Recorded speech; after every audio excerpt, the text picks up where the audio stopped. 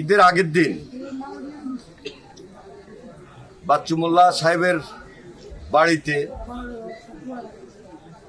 যে অনাকাঙ্ক্ষিত অপ্রীতিকর ঘটনাটি ঘটিয়েছে, এই পরিস্থিতিটাকে সরজমিনে দেখার জন্য আমরা এখানে উপস্থিত হয়েছি এবং এই অনাকাঙ্ক্ষিত এবং অপ্রীতিকর ঘটনায় উনি আহত হয়েছেন। সেই জন্য ওনার পরিবারের পাশে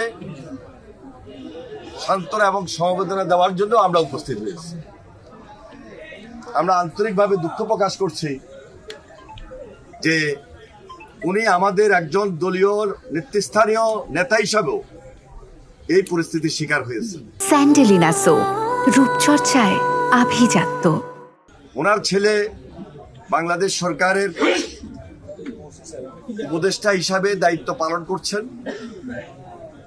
বিগত আন্দোলন সংগ্রামে ওনার যে ভূমিকা এবং ওনার ছেলের যে ভূমিকা খুব স্বাভাবিক কারণে ওনার বক্তব্যে ফুটে উঠেছে।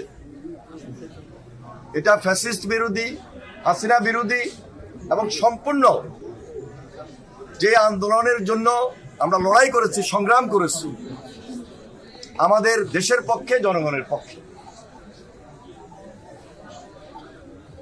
সুতরাং গতকালকে গত পরশুদিন এই ধরনের অপ্রীতিকর এবং অনাকাঙ্ক্ষিত ঘটনার সম্মুখীন হবেন, এটা অত্যন্ত দুঃখজনক ছিল এবং এই ধরনের পরিস্থিতির জন্য আমরা কেউই প্রস্তুত ছিলাম না।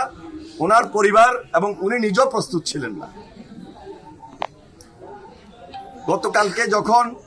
গত পরশুদিন যখন রাত্রে এই ঘটনাটি আমি জানি, সঙ্গে সঙ্গে আমি ওনার টেলিফোন দিয়েছি।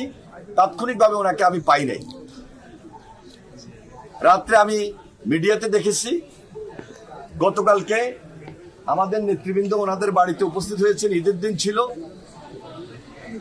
এবং আমাদের জাতীয়তাবাদী ছাত্র দলের সাধারণ সম্পাদক, সে তার বাড়ি নোয়াখালী, সে নিজেও একটা স্ট্যাটাস দেওয়ার চেষ্টা করেছেন। পাশাপাশি এখানে উপস্থিত সাংবাদিক ভাইয়েরা এক একজন এক এক ভাষায় লিখেছেন, যা একটু আগে তিনি ব্যাখ্যা করেছেন। আজকে ওনার মুখ থেকে প্রকৃত ঘটনা, প্রকৃত তথ্য আপনাদের মাঝে এসেছে।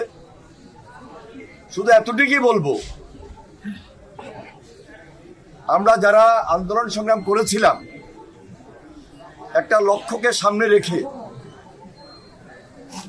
এই ফ্যাসিস্টের বিরুদ্ধে 16 বছর আন্দোলন সংগ্রাম করতে গিয়ে আমরা অনেকেই ক্ষতিগ্রস্ত হয়েছি, নির্যাতিত হয়েছি। আমাদের পাশ থেকে অনেক নেতাকর্মী গুমের শিকার হয়েছে, খুনের শিকার হয়েছে। সর্বশেষ ছাত্র জনতার আন্দোলনে অনেকে শহীদ হয়েছে।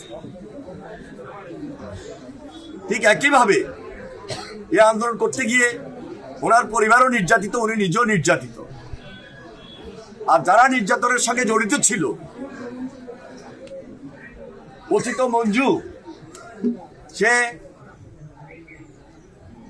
একজন সন্ত্রাসী ছিল এবং ছাত্রলীগের নেতৃত্বাধীন পদে ছিল। তার দায় দায়িত্ব উনি কখনো গ্রহণ করেন না এবং করবেন না। ওনার বক্তব্যে একদম সুস্পষ্ট ছিল। সুতরাং এটাকে কেন্দ্র করে ওনার সঙ্গে, ওনার পরিবারের সঙ্গে আমাদের দূরত্ব সৃষ্টি করার কোনো সুযোগ নাই।